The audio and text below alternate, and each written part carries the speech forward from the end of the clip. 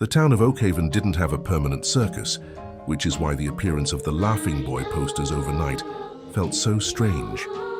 They were stapled to every telephone pole, faded, water-damaged flyers featuring a clown with a jaw that looked slightly too long for its face.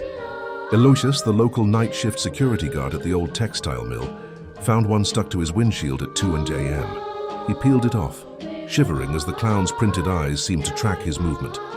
He tossed it into the gutter and went about his rounds. The first encounter. At 3:15 a.m., Elias heard the sound. Squeak, squeak, squeak.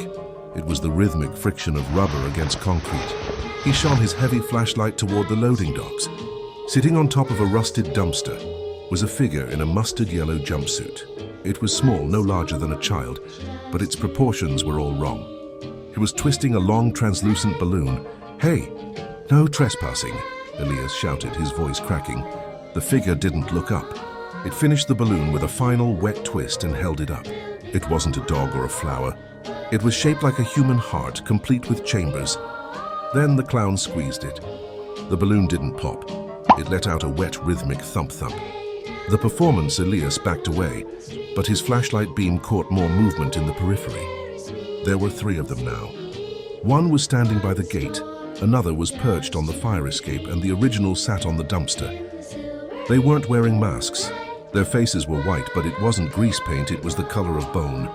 Their smiles weren't drawn on with lipstick. They were rows of tiny needle-like teeth exposed by lips that had been surgically removed. The one on the dumpster hopped down. It didn't walk. It tumbled, its limbs snapping into unnatural angles with every rotation.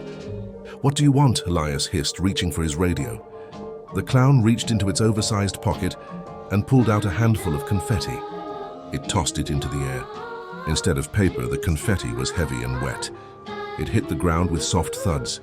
Human teeth, dozens of them, still bloody at the roots. The punchline.